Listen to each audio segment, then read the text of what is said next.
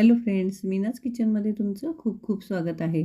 संक्रांत स्पेशलमध्ये आज आपण तिळगुळाची पोळी कशी बनवायची ते पाहणार आहोत. त्यासाठी तीळ भाजून घेतलेले आहेत. तीळ भाजून त्यानंतर शेंगदाणेसुद्धा भाजलेले आहेत. हे दोन्ही अगोदर बारीक करून घ्यायचं आहे. त्यानंतर गूळ टाकून ते सुद्धा बारीक करून सगळं मिश्रण एका बाउलमध्ये काढून घेणार आहोत. त्यानंतर कणिक घेऊन त्यामध्ये थोडंसं डाळीचं पीठ घातलेलं आहे आणि मीठ टाकून मऊ पीठ असं छानसं मळून घ्यायचं आहे आणि थोडंसं तेल लावून एक 10 मिनटं आपण त्याला ठेवून देणार आहोत. 10 मिनटानंतर छोटासा गोळा घ्यायचा आहे.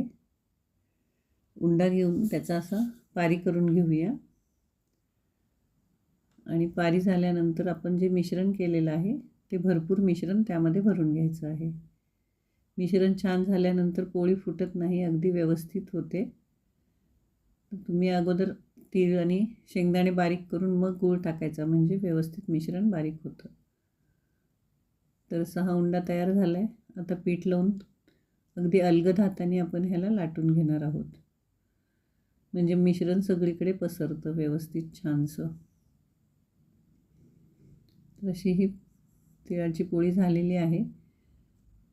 तव्यावर तेल टाकून आता भाजण्यासाठी घेऊया. दोन्ही बाजूंनी छान खरपूस भाजून घेऊया.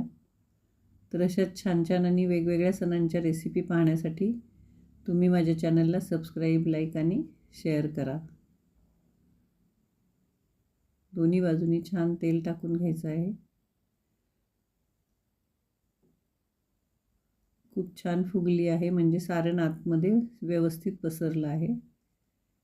तर अशाच गरमागरम पोळ्या ह्या वरती डाळीचं पीठ टाकलं आणि आतमध्ये शेंगदाणे टाकल्यामुळे अगदी खुसखुशीत होतात. ह्या 4-5 दिवस अतिशय छान टिकतात.